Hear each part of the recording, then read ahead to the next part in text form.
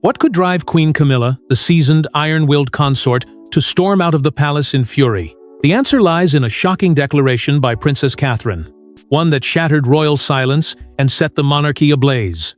It began as an ordinary gathering, the kind of gathering that has played out behind palace walls for centuries. A hush lingered in Buckingham's corridors, a silence heavy with the weight of unspoken fears. Every face carried tension. Courtiers whispered to one another with urgency, eyes darting toward the gilded doors that shielded the inner sanctum of power. They knew something was coming, though no one dared to predict how explosive it would be. Camilla sat poised, every inch the queen she had fought to become, her chin raised, her presence commanding. Yet beneath the facade of calm, her discomfort was clear. She leaned toward Charles, her voice low, her eyes sharp, as if urging him to intervene in something she had sensed. For months, subtle shifts had been taking place, shifts that placed her at odds with the woman the world had already embraced as the true heart of the monarchy, Princess Catherine. The unease grew more palpable with each passing minute. Advisors exchanged glances, their whispers barely concealed. A decision was about to be made, one that could change everything. The tension was unlike anything they had witnessed in recent years. It wasn't merely political maneuvering, it was the unraveling of bonds, the exposure of fractures long buried under royal protocol. Catherine, calm yet unyielding, sat with the quiet confidence of someone who had waited for her moment. For years, she had played the dutiful role, never overstepping, never grasping beyond what tradition allowed. Yet, behind her composed demeanor, she had been building her strength, her influence, her authority. Every charitable endeavor, every public appearance, every whispered conversation with trusted allies had been a step toward this singular moment. And when she finally rose to speak, her voice carried a resonance that silenced the room. With words sharp and deliberate, Catherine declared the unthinkable. She named the future monarch. It was not phrased as speculation. It was not wrapped in hesitation. It was delivered as an unshakable truth, a decree born of conviction, as if she were invoking the will of the late queen herself. Gasps filled the chamber. Some clutched at pearls, others exchanged frantic looks, but all eyes inevitably turned to Camilla. The queen who had clawed her way into acceptance, who had weathered storms of scandal and years of criticism, now sat frozen, her composure cracking for the first time in memory. The words Catherine had spoken were more than a declaration. They were a direct strike at Camilla's authority, her position, her very claim to power. Camilla's expression hardened. Her breath caught as she glanced at Charles, her husband, her king, who sat stunned and speechless. In that instant, the room seemed to collapse inward. It wasn't just Catherine's announcement that shook the walls of Buckingham. It was the undeniable shift in power that everyone in the room could feel. Whispers erupted again, this time louder, bolder. Courtiers dared to speculate openly now, some in shock, others in quiet approval. Catherine's sudden rise in authority had been foreshadowed for months, but few had expected her to step into the spotlight so decisively, and fewer still had believed she would do it at Camilla's expense. Yet here she was, stripping away the silence, forcing the monarchy to face a truth that had been long denied. For Camilla, the betrayal was too much to bear. Every sacrifice, every battle she had fought to stand by Charles's side, had culminated in this humiliation.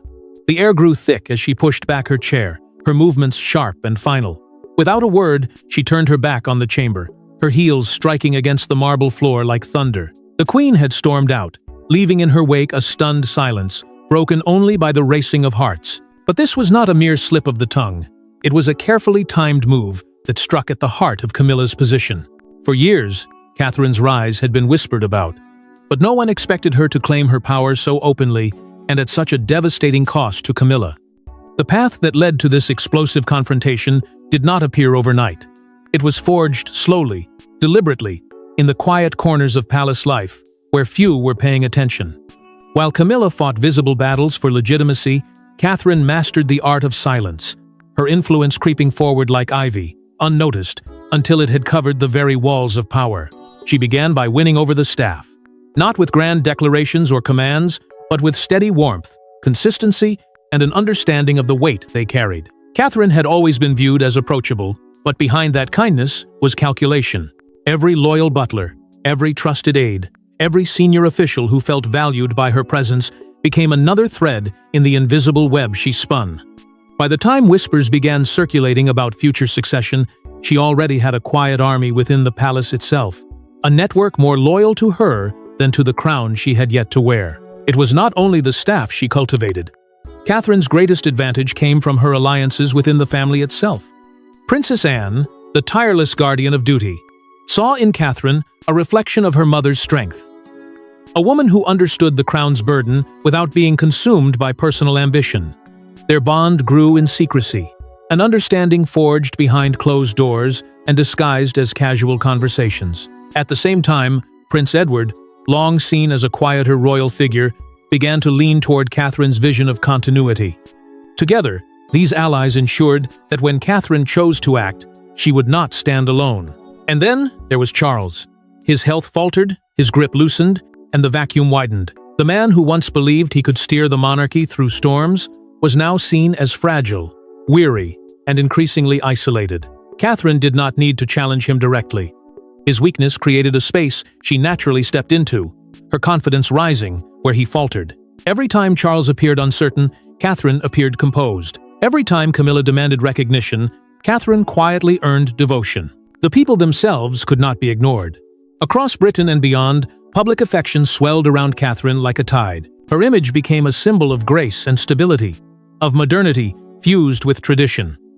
She embodied the continuity of Diana's legacy, a thread the public clung to with fervor. Camilla, no matter how many titles she gained, could not compete with the raw emotional bond Catherine held with the nation. It was this bond that transformed whispers of Catherine's ascent into inevitability. The media, ever hungry for drama, amplified the undercurrents. Reports emerged of a shift within the palace, of a moment drawing near when Catherine would step into a role far larger than consort.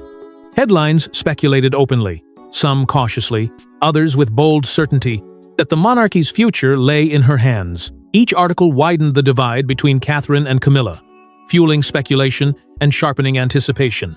And behind those whispers stood the old guard, the Queen's advisors, men and women who had served Elizabeth with unflinching loyalty. They had seen Camilla's rise, but they had also seen the Queen's quiet disapproval. These advisors, bound by memory and tradition, began to tilt their support toward Catherine. For them, she represented not just the future, but continuity with the past.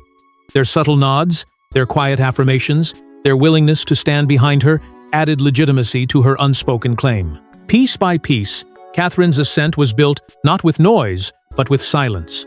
Not through proclamation, but through inevitability. She had risen not because she demanded it, but because everyone else's family, staff, nation, advisors had already begun to accept it. By the time she named the future monarch aloud, it was not a gamble. It was the culmination of years of carefully woven influence, a masterstroke executed at the precise moment Camilla was weakest. And yet, if Catherine's ascent was silent, Camilla's fury was thunderous and impossible to contain. When Catherine spoke the forbidden words, Camilla's composure shattered. She wasn't just offended, she was betrayed. The weight of the declaration crashed down like a hammer, its echoes silencing the room before the gasps began. For years, Camilla had clawed her way into the monarchy's acceptance, enduring scandal, public outrage, and whispers of disapproval. But now, in a single breath, Catherine had undone it all.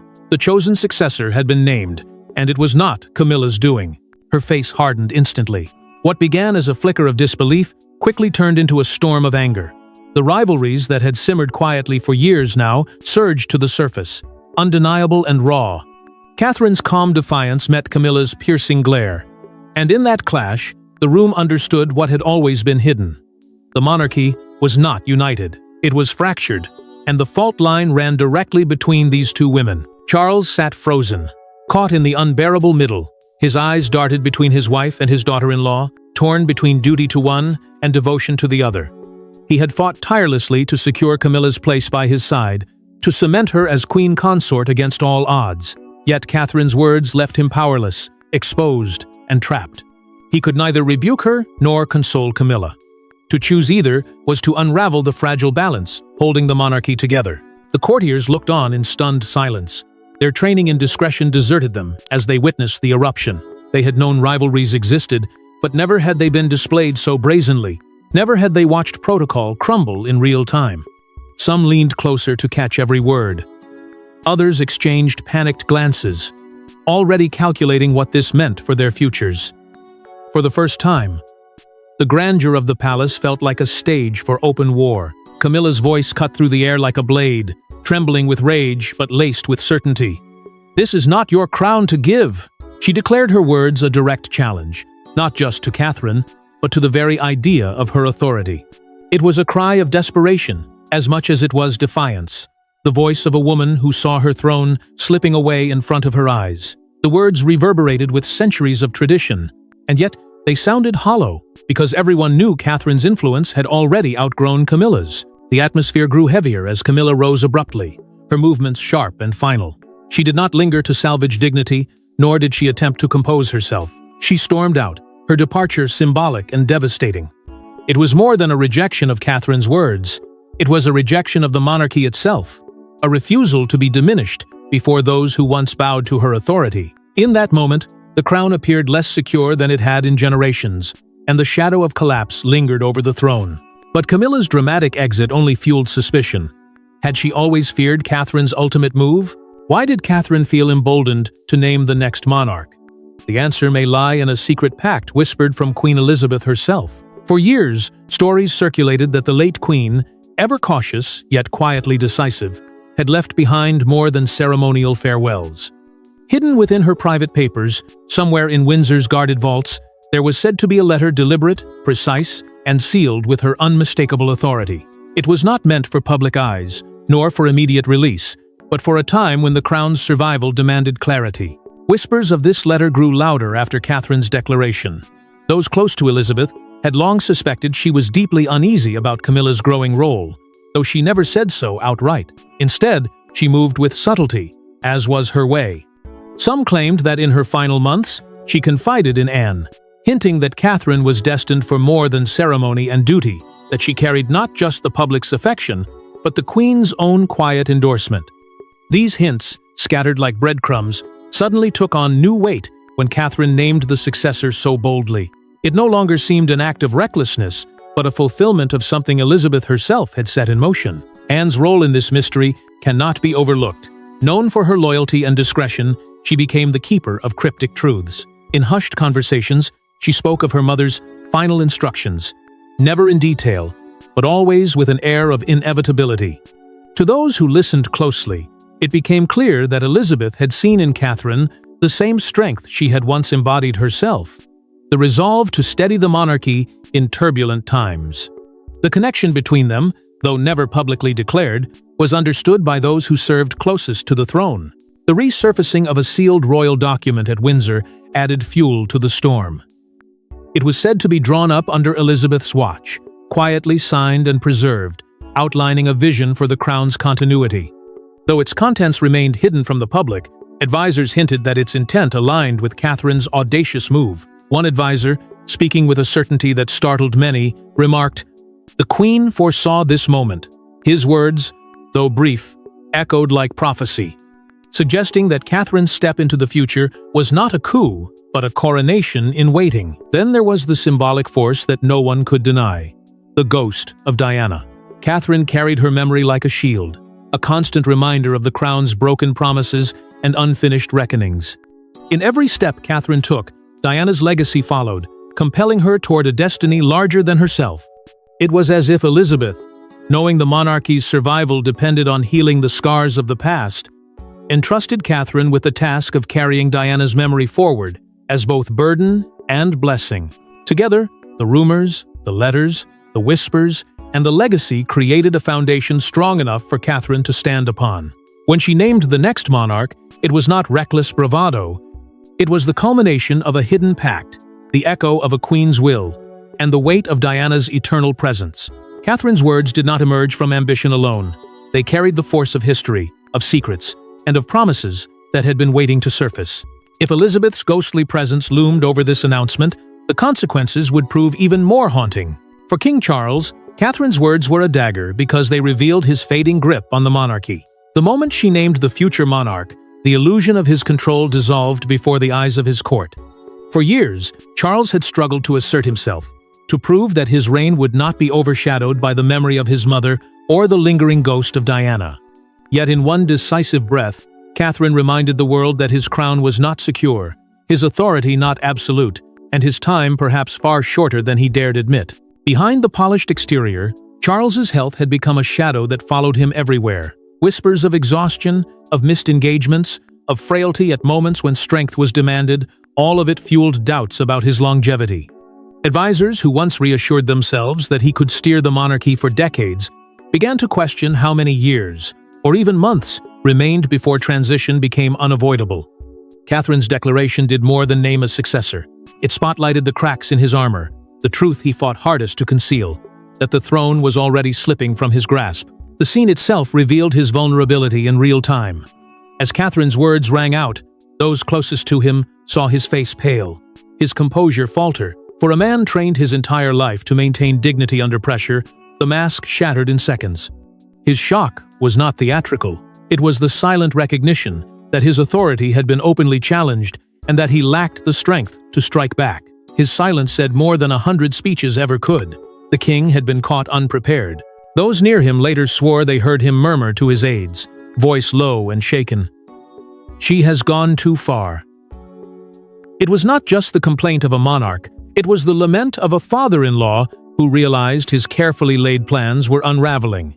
To him, Catherine's boldness was not an act of loyalty, but a usurpation, an audacious move that mocked his kingship. His words echoed with disbelief, as if he could not fathom how the woman he had once welcomed into the family now held the power to challenge both him and Camilla in front of the nation.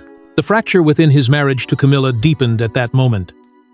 She had already stormed out in fury, her pride torn apart by Catherine's audacity.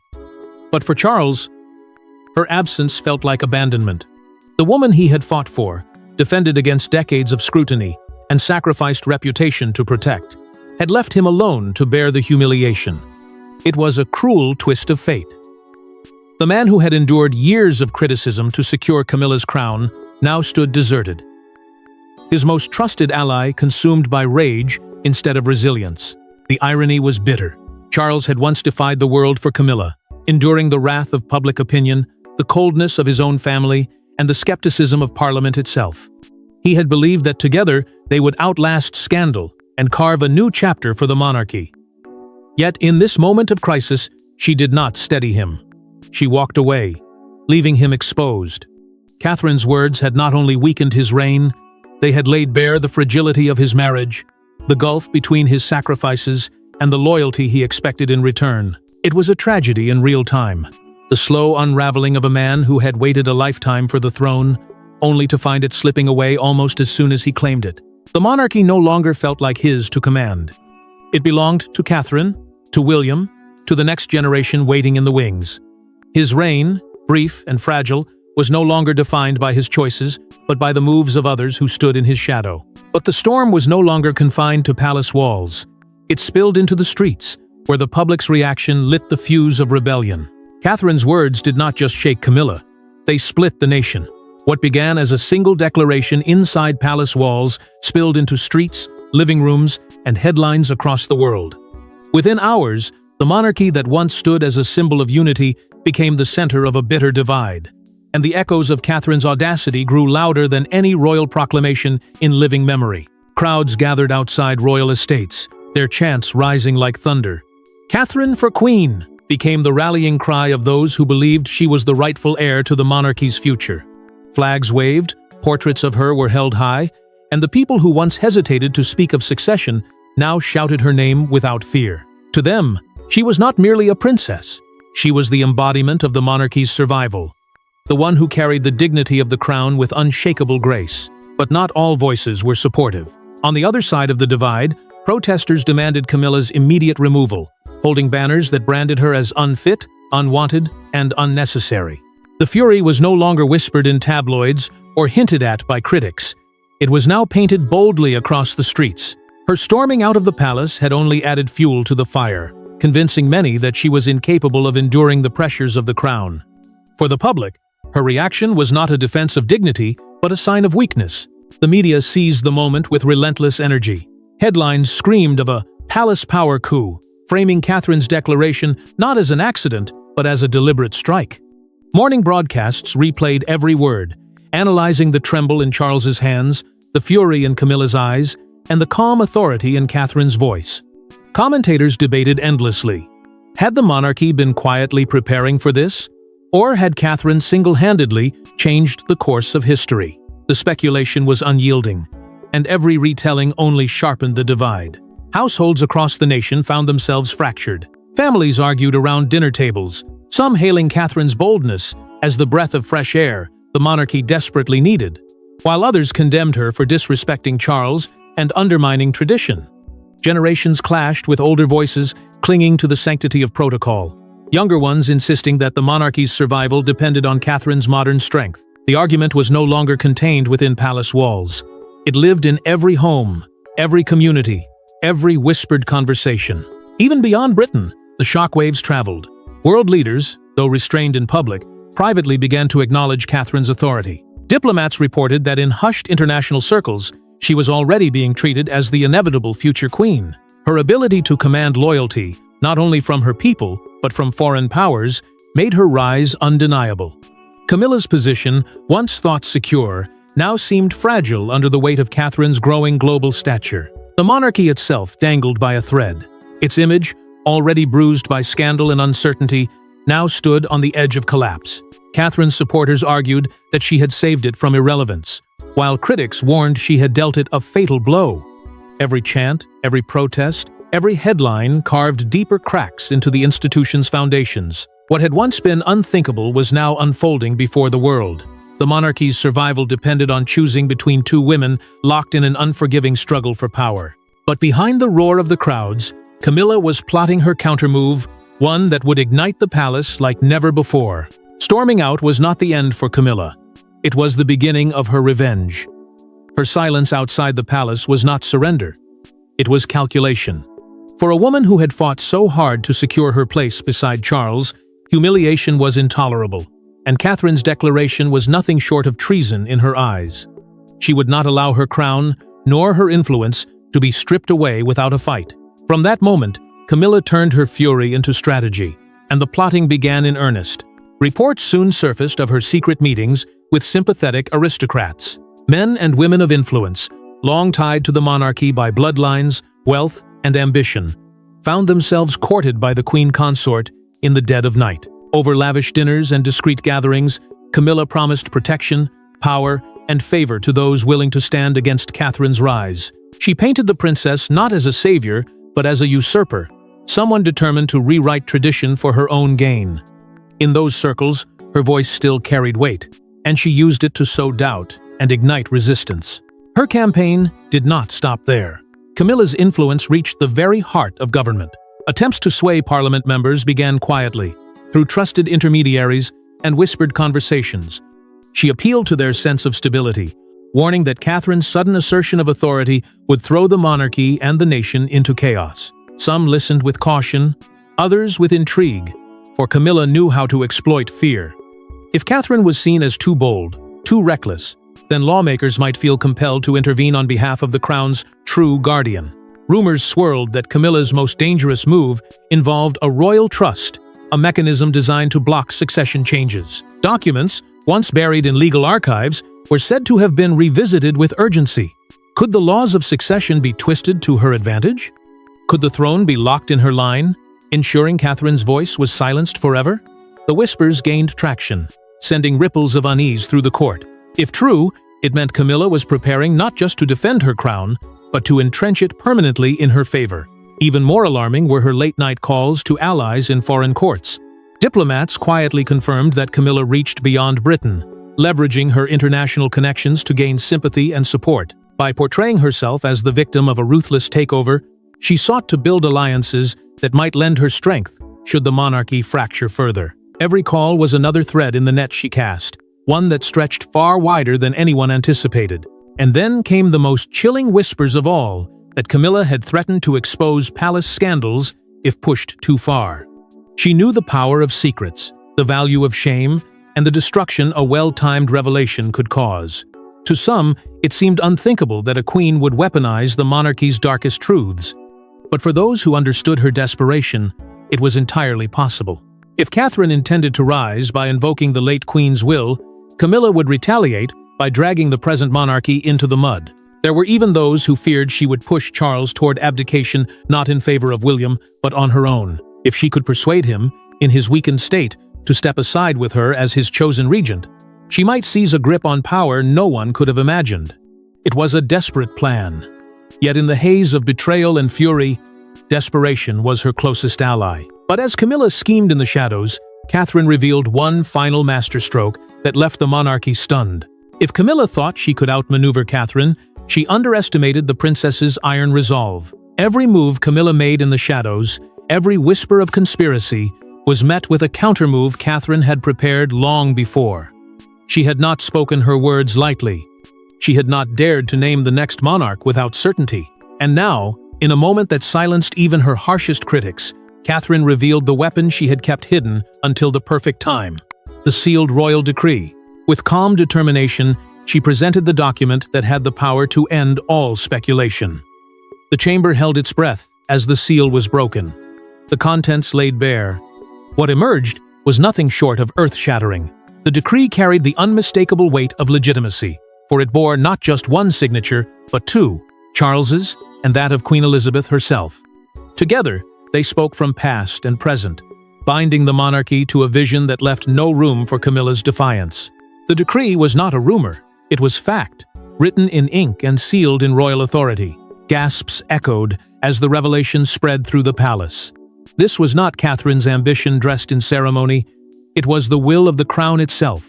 Elizabeth, the sovereign who had reigned for 70 years, had placed her hand on Catherine's future, and Charles, though weakened and shaken, had confirmed it with his own. For those who doubted her, the evidence was undeniable. For those who resisted her, the battle was lost before it had even begun. It was then that Princess Anne stepped forward, her voice steady, her presence commanding. She declared her support for Catherine, not as a sister-in-law, but as the guardian of their mother's legacy. In that instant, Catherine's authority gained more than legitimacy. It gained loyalty. Anne's endorsement was the seal of continuity, the bridge between Elizabeth's reign and the future Catherine now embodied. Her words carried the weight of tradition, making it impossible for the opposition to dismiss Catherine's claim. The implications stretched beyond the palace. Parliament, long the silent partner in royal affairs, found itself cornered. They could no longer ignore Catherine's authority or dismiss her declaration as boldness alone. The decree forced their acknowledgement, and with Anne's public stance, the walls of resistance crumbled. The power balance had shifted irrevocably, and Catherine stood at the center of it, unshaken, unchallenged. Camilla's isolation grew unbearable. Where once she had allies, she now had silence. Where she once commanded influence, she now faced retreat. Those who had whispered with her in corridors suddenly distanced themselves, unwilling to defy both Elizabeth's word and Parliament's recognition. Her schemes, once fueled by rage and desperation, collapsed under the weight of Catherine's triumph. In the eyes of the nation, Camilla was no longer a queen fighting for dignity. She was a figure cast aside by the very institution she had sought to control. And yet, the triumph was not Catherine's alone. It was steeped in symbolism so powerful it could not be ignored. The image of Diana hovered over every moment, her memory living in the triumph of her daughter-in-law. For many, it was as though Diana's spirit had the final say, her legacy rising to correct the injustices of the past. Catherine's victory was more than political. It was emotional. It was poetic. It was the crown bending toward a destiny long written in the shadows of tragedy. But what this means for the monarchy's future is more explosive than anyone dared to imagine. The crown now teeters on a knife's edge because Catherine's bold move may have secured the monarchy's survival or doomed it forever. For many, the question is no longer whether William will ascend, but how soon he will be thrust into power. His destiny, once tied to a distant future, now looms closer than ever, accelerated by Catherine's defiance and Charles's visible decline. In whispers behind closed doors, an unspoken pact between Catherine and Anne emerges, a silent agreement to guard the institution, no matter the personal cost, binding them together as protectors of a fragile crown. Yet, in the shadows lingers Camilla, her fate uncertain. Will she retreat into silence, forced into exile of relevance?